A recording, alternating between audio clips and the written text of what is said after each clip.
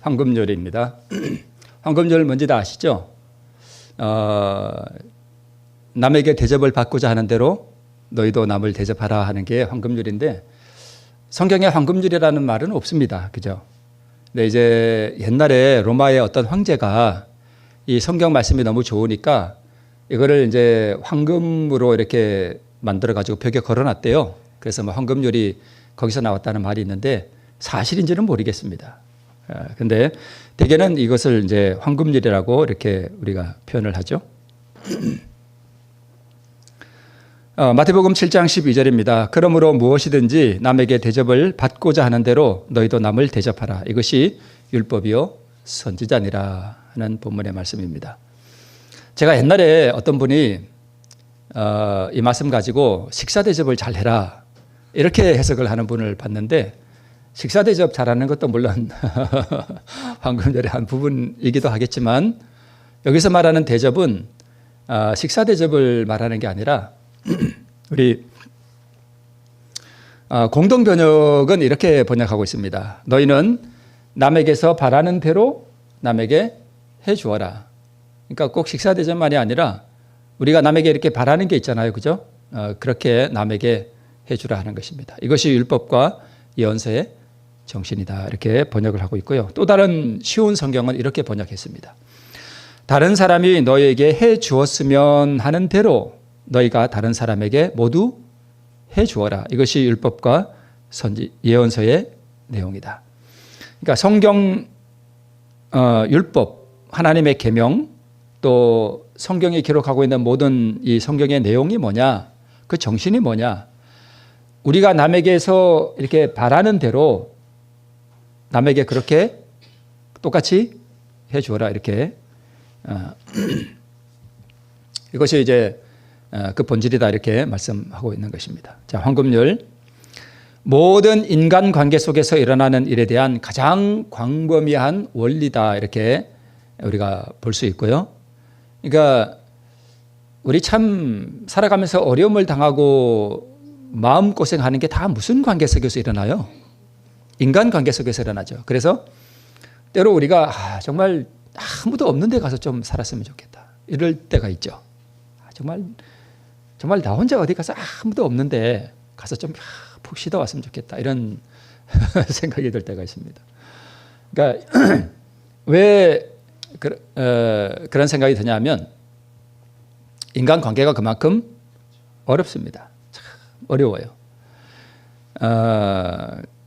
근데 왜 그런 데 가서 이렇게 혼자 살고 싶으냐 하면, 그 원인이 뭐냐 하면 우리 산상본에 뭐에 관심이 많아요?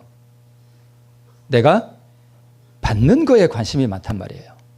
그러니까 다른 사람들이 내가 받고자 하는 대로 다른 사람은 해줘요, 안 해줘요? 안 해줘요. 그러니까 마음 고생한단 말이에요. 근데 옛날에 유대인들은 뭐에 관심이 많았냐면, 그러니까 내가 남에게 대접을 받고자 하는 대로 내가 남에게 해 주라 하는 것은 받는 거예요, 주는 거예요? 주는 거잖아요. 그죠? 그러니까 모든 율법과 이 선지서의 내용은 받으라는 거예요, 주라는 거예요? 주라는 거예요. 근데 우리는 보통 뭐에 익숙해요? 받는 거에 익숙해요. 제가 오늘 가만히 생각해 보니 그런 생각이 들었습니다. 목회자는 받는 데 익숙할까요? 주는 데 익숙할까요? 대답하기 곤란하시죠? 네, 그런가요? 네. 물론 이제 말씀 잘 나누고 하긴 하는데, 물질적으로 보면 목회자는 주는 것보다 나는 받는 거에 익숙하구나 이런 생각이 오늘 그런 생각이 들었는데요. 그러니까 우리가 인간관계 속에서 많은 근심과 이게 상처받고 하는 것들이 뭐에 원인이 있는가 하면, 주는 것보다 내가 받는 거에 관심이 많기 때문에 그래요. 그래서 다른 사람이 나를 조금 이렇게 홀대하고 관심을 안 가져주면 뭐해요? 서운해요. 그게 뭐에 관심이 있기 때문에 그래요? 받는 거에 관심이 있기 때문에 그렇다는 것입니다. 그래서 받는 거에 관심이 없고 내가 어떻게 하면 남에게 좋은 걸 줄까? 어떻게 하면 다른 사람에게 따뜻하게 해줄까? 이렇게 주는 거에 관심이 있으면 상처받을 일이 별로 없겠죠. 네, 그렇습니다. 그래서 모든 율법과 선지자들이 말한 그리스도인 정신과 삶의 최고의 원칙이며 표준이 뭐냐 하면 바로 이거라는 것입니다. 황금률. 그러니까 내가 남에게 받고자 하는 대로 다른 사람에게 그렇게 해주는 데 관심을 가져라 하는 것입니다. 자, 왜 교회에 출석하는가? 말씀 들으러 오는 거죠. 또 교제하고, 네, 그렇죠. 네. 자, 그런데 그래서 나의 즐거움과 행복을 위해서 교회 오는가?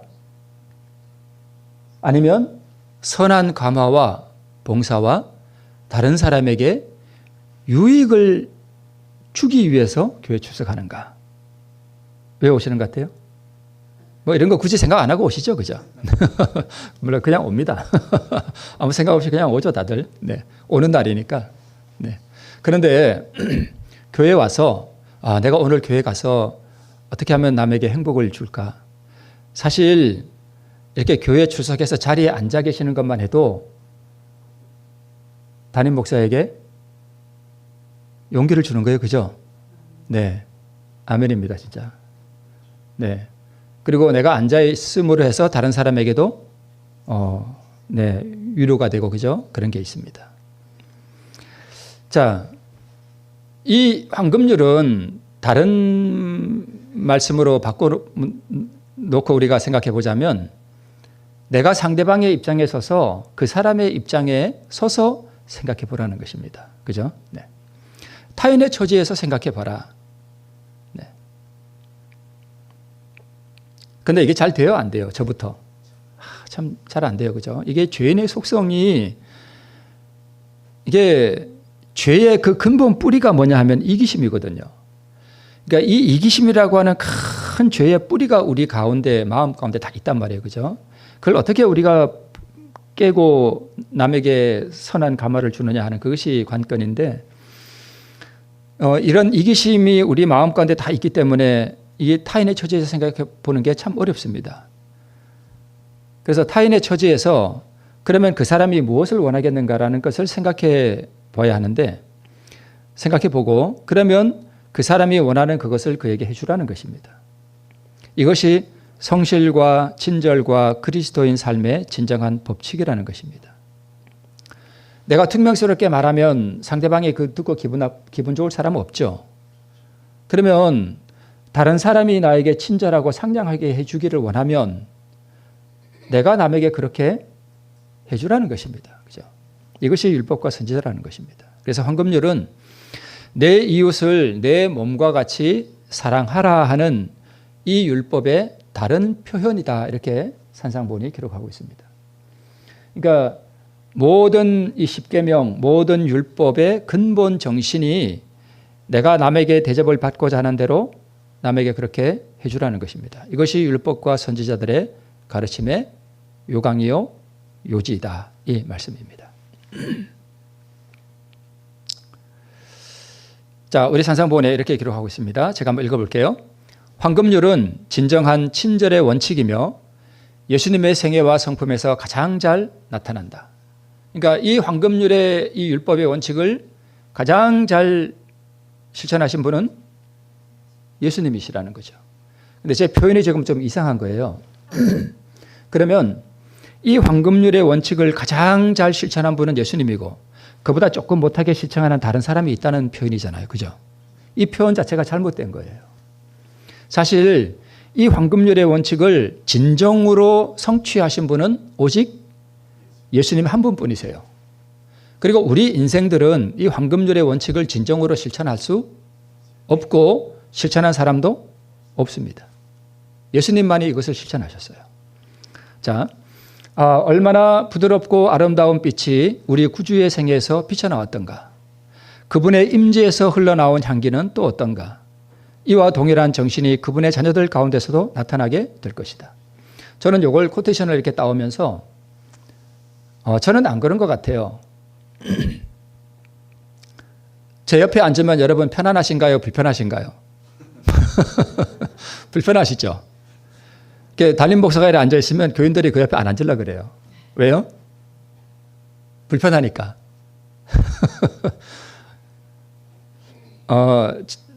담임 목사님이 이렇게 앉아 있는데 그 옆에 앉기를 즐겨 한다면 그 목사님은 정말 예수님 닮은 분일 것 같아요. 근데 제 옆에는 안 그럴 것 같아. 안 그래요? 근데 저도 이제 그런 생각을 해봐요.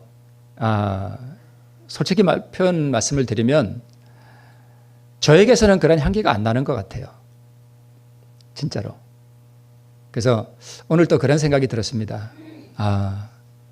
나는 이런 향기가 안 나는 것 같다. 예수님이라면 얼마나 좋을까?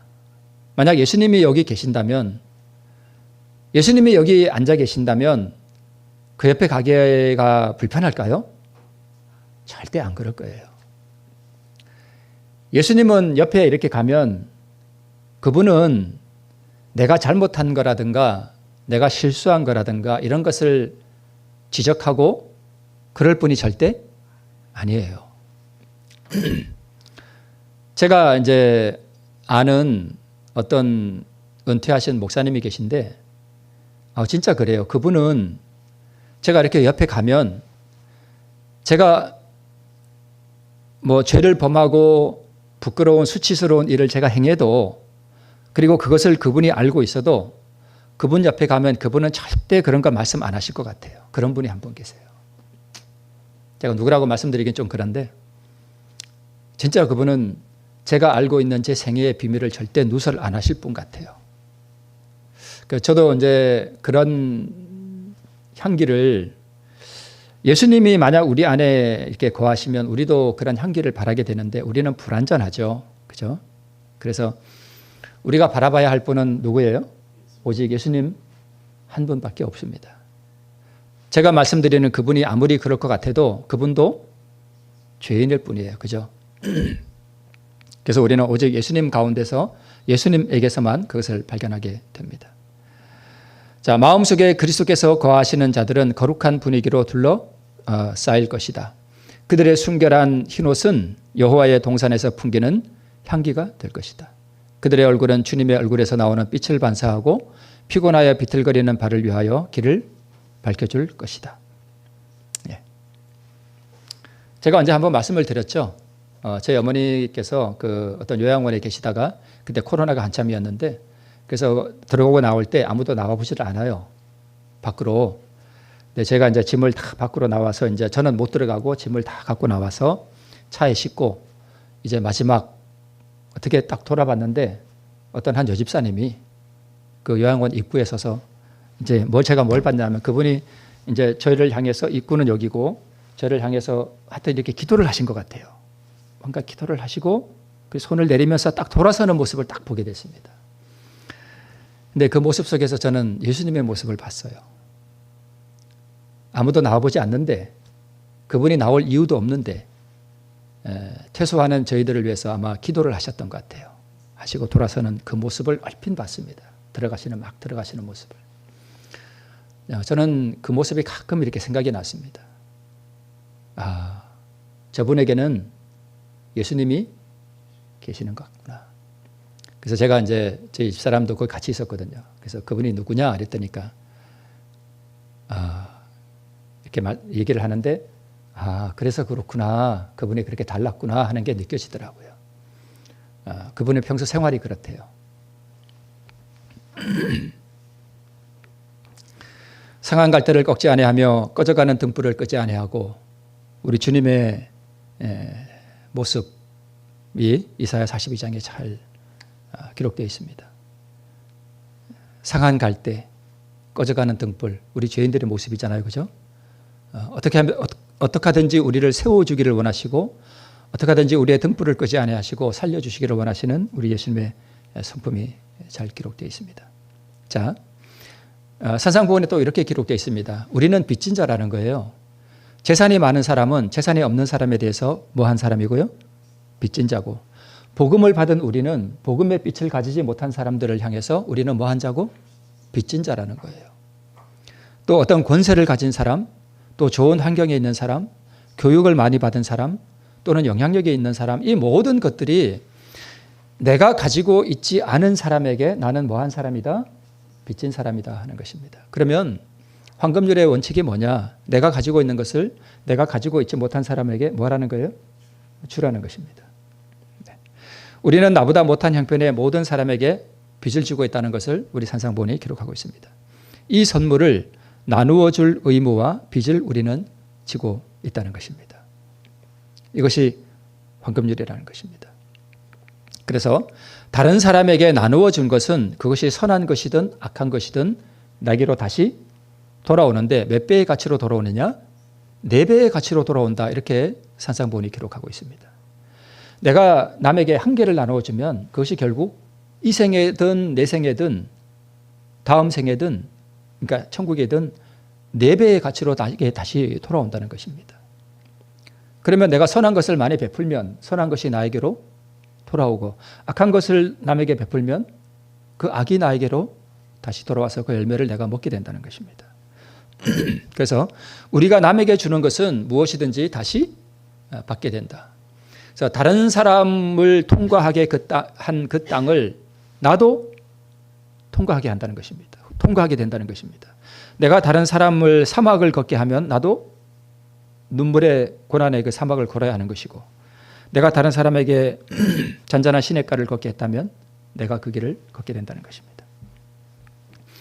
그것은 하나님께서 우리에게 저주를 부어서가 아니라 내가 사막을 통과할 때 내가 다른 사람에게 이렇게 했구나 라고 하는 것을 깨닫게 하기 위해서 사랑의 방법으로 그렇게 한다는 것입니다.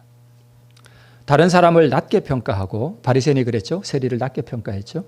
경하게 여기며 타인의 궁핍과 고난과 권리에 무관심한 마음, 복음의 빛을 구하는 이들에게 무관심한 정신, 그리고 타인의 아픔에 전혀 반응하지 못하는 마음. 요즘 좀 웃기는 얘기로 그게 있대요. 이제 가족들한테 혹은 아들한테 딸한테 그런데요. 아무개야 오늘 엄마가 우울해서 빵을 샀어. 그런데요. 그러면 남자애들은 그런데요. 빵을 왜 사? 이런데요. 공감이 돼요? 안 돼요? 안 되잖아요. 네, 엄마 왜 우울했어? 이렇게 물으면 공감하는 거잖아요. 그런데 많은 사람들이 그런데요. 빵을 왜 샀냐고 묻대요. 그러니까 왜 우울했는지 이 사람이 어디가 아픈지 이런 데 전혀 공감할 수 없는 것이 우리 많은 사람들의 지금 상태라는 것입니다. 타인이 어떻게 아픈지 어떻게 고난당하고 있는지 이런 거에 관심이 없는 거. 네. 이것들은 모두 다 기만적인 거짓 종교라는 것입니다. 우리가 진리를 가졌다라고는 하지만 우리가 만약 이러한 상태에 있다면 그리고 모든 관심이 나에게만 있다면 그렇다는 것입니다. 그래서 황금률과 율법은 다른 것이 아니라 같은 것이고 우리가 그런데 문제는 이 황금률이 성경에만 있느냐? 아니에요. 공자도 이걸 가르쳤고요. 위대한 현인 성인들도요. 남이 하기 싫은 것은 그 사람에게 요구하지 말아라. 이런 얘기가 있어요. 결국 같은 거거든요. 남이 원치 않는 거 절대 시키지 마라. 네, 부정적으로. 황금률은 긍정적이죠. 자, 그러면 세상의 현인들도 황금률을 말하고 예수님도 황금률을 말씀하셨는데 그러면 이게 도덕적인 거라면 그 차이가 뭐겠습니까? 그러면 세상 사람들도 황금률을 얘기했다면 그 사람들이 만약에 황금률을 실천했다면 율법을 실천한 거잖아요. 그럼 그 사람들 하늘나라 가겠네요. 그죠? 공자의 가르침을 받은 사람들도 하늘나라 가고 예수님의 가르침을 실천한 사람들도 하늘나라 가야 되는데 그러면 예를 들어서 공자가 한 말과 예수님이 한 말이 같은 거라면 그 차이가 뭐겠습니까? 황금률을 그 높은 표준 그대로 실천하신 분은 오직 예수 그리스도이십니다. 그러면 우리는 어떻게 황금률을 실천할 수 있는가? 황금률에 순종하라. 세상 사람들도 네. 그래서 황금률을 실천하려면 사실 뭐가 돼야 되는가 하면 황금률을 그러니까 자 보세요. 내가 대접을 받고자 하는 대로 그대로 남에게 대접을 해라 하는 얘기는 뭐 하라는 얘기예요? 두 번째, 순종하라는 것입니다. 그죠? 이제 순종의 문제가 내일 또 제가 말씀을 드릴 것인데, 자, 순종하라는 것이에요. 그러면 자, 내가 남에게서 대접을 받고자 하는 대로 다른 사람에게 대접을 해주는 게 마냥 즐거울까요? 해주고 싶을까요? 우리 죄인의 속성상 그게 될까요? 안 됩니다. 공자가 황금률을 말할 수 있지만 진정한 의미에서 공자가 말한 그 황금률을 실천할 수 있는 사람은 없습니다.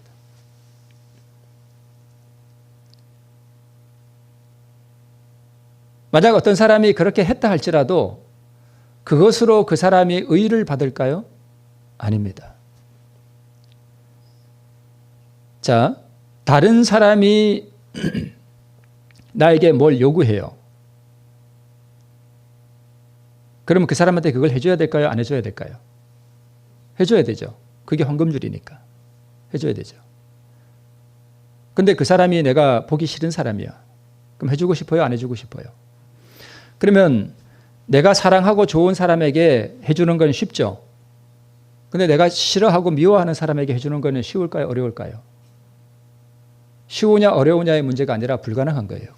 진정으로 그렇게 율법의 정신을 실천한다는 게 불가능한 것입니다.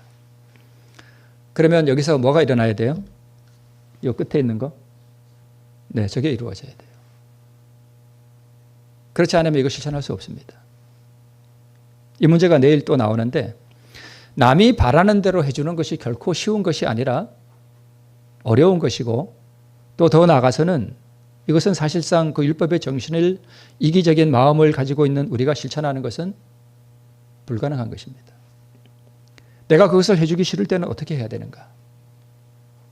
그러므로 무엇이든지 남에게 대접을 받고자 하는 대로 너희도 남을 대접하라 하는 것은 순종하라는 것입니다. 이것이 율법이요 선지자예요. 율법을 행하라는 것입니다.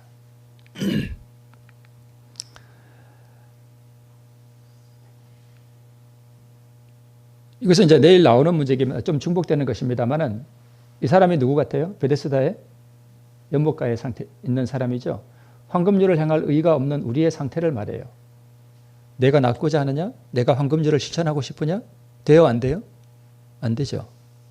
황금률을 실천하고 싶으냐? 이 얘기와 똑같은 거예요. 내가 낫고자 싶으냐 하는 것은. 그런데 내 자리를 들고 걸어가라 하는 이야기는 뭘 하라는 거예요? 황금률을 실천하라는 것입니다. 그런데 이게 가능해요? 불가능해요? 불가능한 것입니다. 공자가 그런 말을 했을지라도 그 공자가 말한 황금률의 그 진정한 원칙, 이 율법의 진정한 원칙, 이것은 공자의 가르침을 따라 진정으로 실천한다는 것은 불가능한 일입니다. 기독교에서도 마찬가지입니다. 황금률을 실천하라는 거예요. 그죠? 성경에 이렇게 되어 있습니다. 뭘로요? 믿음으로. 그죠? 네. 친절과 사랑의 정신이 없어도 그가 원하는 그것을 줄 마음이 티끌 만큼도 없어도 타인의 입장과 자신의 입장을 바꿔서 생각해 보고 믿음으로 타인이 원하는 그것을 해주기로 뭐하라? 선택하라는 것이에요. 그죠? 이것이 자폭입니다. 네 집사님 그거 저한테 있어요. 제가 지금 드릴게요. 네 집사님 제가 그렇게 해드릴게요.